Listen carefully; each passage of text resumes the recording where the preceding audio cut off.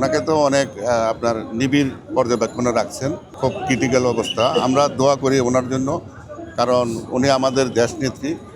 এই দেশের জন্য ওনাকে অনেক প্রয়োজন। উনি 4 দলের উপকার, ওনার সাথে আমরা 4 দলের আন্দোলন সংগ্রাম করেছি। আমরা দোয়া করি আল্লাহ যেন তাকে সুস্থ রাখেন আমাদের দেশের জন্য, জাতির জন্য।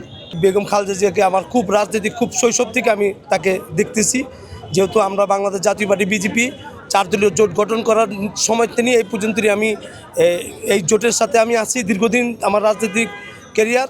আমি দেখেছি যে একটা মজলুম নারী বেগম খালেদা জিয়া কীভাবে তিলে তিলে এই জুলুম নির্যাতন সহ্য করে আজকে সারা বাংলাদেশের মানুষের হৃদয়ের অন্তরস্থলে জায়গা করে নিয়েছে। বাংলাদেশে এরকম মানুষ খুবই কমই আসে, যুগে যুগে এরকম মানুষ খুবই কমই আছে। আপনি যদি সারা পৃথিবীতে দেখেন এই ধরনের মানুষ খুবই কম। এর ভিতরে অন্যতম হলো বেগম খালেদা জিয়া। কারণ মানুষ যেই স্বৈরাচার হাসিনা তার উপর যত নির্যাতন যত জুলুম করেছে, তার এই জুলুম নির্যাতন সহ্য করে আজকে সে বেগম খালেদা জিয়া হয়েছে। আচ্ছা, প্রত্যেকটা মানুষ তাকে ভালোবাসে।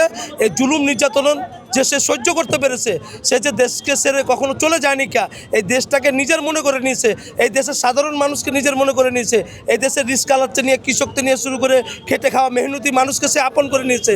সে বারবার বলেছে এই দেশ আমার, এই দেশ ছেড়ে আমি কখনো কোথাও যাব না। খালেদা জিয়া আমার নেত্রী।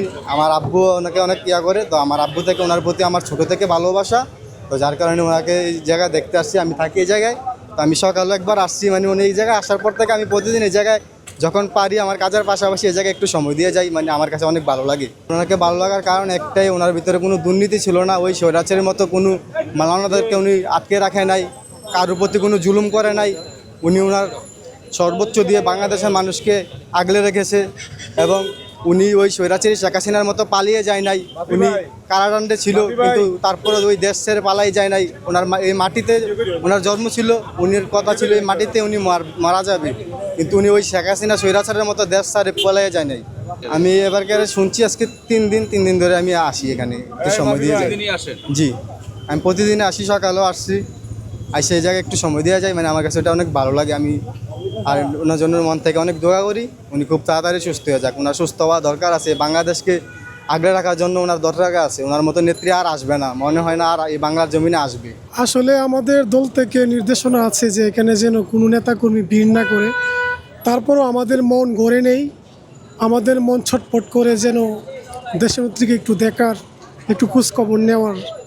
আমি এসছি এখানে আসলে 7টা বাজে শুনেছি আমাদের দেশনেত্রীর পক্ষ থেকে যে ডাক্তার যিনি রয়েছেন ডক্টর জাহিদ স্যার, উনি ব্রিফিং করবেন এবং ওনার স্বাস্থ্য সম্পর্কীয় বিষয়ে উনি নিউজ মিডিয়াকে এবং সাংবাদিকদেরকে বলবে এবং দেশবাসীদেরকে জানাবে।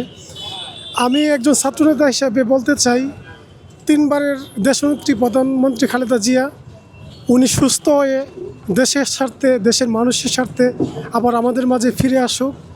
আমি ওনার সুস্থতার জন্য মন ভরে প্রাণ খুলে দোয়া করতেছি। অলরেডি আমরা নামাজে আমাদের উপজেলা এবং জেলাতে শুক্রবারে আমরা দোয়া পড়িয়েছি, এবং মসজিদ মাদ্রাসায় আমরা দেশনেত্রীর জন্য দোয়া পড়িয়েছি, এবং আমাদের ছাত্রদল থেকে সেন্ট্রাল এবং বিভিন্ন উপজেলা জেলা থেকে যে নির্দেশনা দিয়েছে সেই নির্দেশনা মোতাবেক আমরা দোয়া মাহফিল করতেছি খালেদা জিয়া ম্যাডামের জন্য দোয়া করতে। কেননা খালেদা জিয়া ম্যাডাম বিগত দিনে আমরা দেখি নাই, আমার লাইফে আমি কখনো দেখি নাই যে আলেম ওলামাদের উপরে জুলুম করছে, কোনো আলেমদের প্রতি জুলুম করছে, কোনো মানুষদের প্রতি জুলুম করতে দেখি নাই। তার এই সততার কারণে আমরা ভালোবাসি। আমি চাই যে আল্লাহ তাআলা খালেদা জিয়া ম্যাডামকে সুস্থতা দান করুক এবং নেক হায়াত দান করুক, যেন সামনের সুদিনগুলা যেন খালেদা জিয়া ম্যাডাম উপভোগ করতে পারে, এবং আল্লাহ তাআলা তাকে নেক হায়াত দান করুক।